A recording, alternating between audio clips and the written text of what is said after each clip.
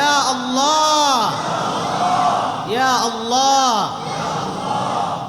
যে আমার চোখ আপনার দেওয়া, এই চোখ দিয়ে আপনার নাফরমানি করব না। আমার কান আপনার দেওয়া, এই কান দিয়ে আপনার নাফরমানি করব না। আমার জবান আপনার দেওয়া,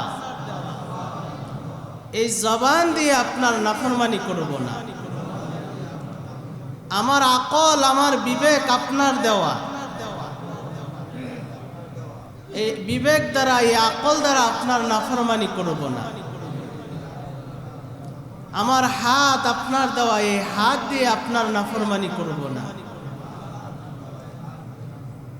আমার পা আপনার দেওয়া, এই পা দ্বারা আমি আপনার নাফরমানি করব না। 24 ঘন্টায় মহান আল্লাহ আমাদেরকে তার নিয়ামত দ্বারা বেষ্টন করে রেখেছেন। আপনি মনে করুন যে আজকের দিনটাই আপনার জীবনের শেষ দিন, যে আজকের দিনটাকেই যদি আপনার জীবনের শেষ দিন বানাইতে পারেন, তাহলে আপনার আখলাক পরিবর্তন হবে, চরিত্র পরিবর্তন হবে, আমল পরিবর্তন হবে, আপনার ভিতরে পরিবর্তন আসবে। আমরা চিন্তা করি যে অতীত নিয়ে, আবার ভবিষ্যৎ নিয়ে। ভবিষ্যতে কি করব? ভবিষ্যৎ তো এখনো আসেই না। যে ভবিষ্যতে আমার কি হবে না হবে, এই বিষয়ে আমার মালিক আমার জন্য ব্যবস্থা করে রাখছে।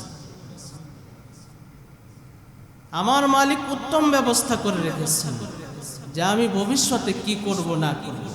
কিন্তু আজকের দিনটাকে আমার জীবনের শেষ দিন মনে করে আমাকে ইবাদত করতে হবে, বন্দেগী করতে হবে।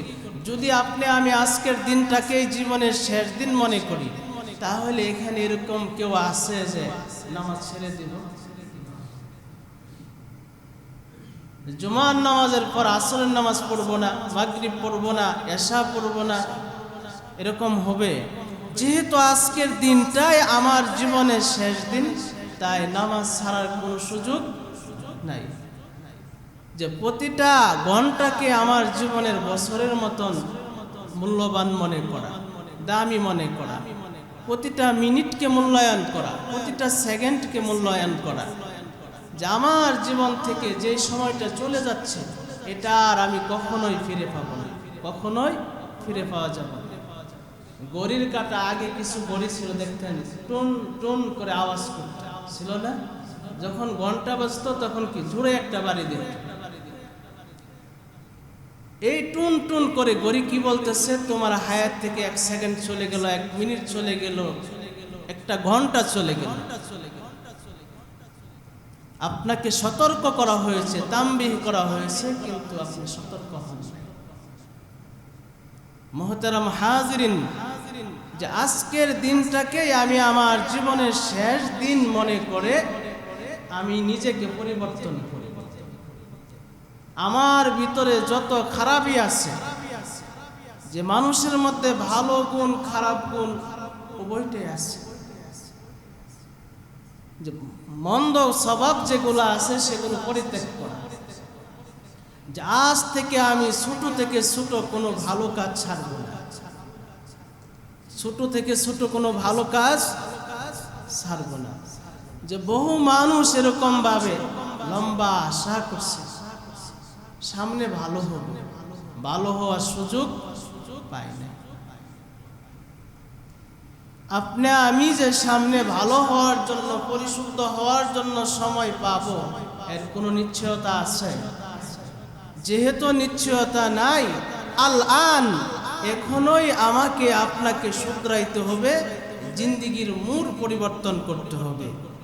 যে আজকের দিনটাকে আমি শেষ দিন মনে করে আমি আমার মালিকের সাথে পরিচয় লাভ করব।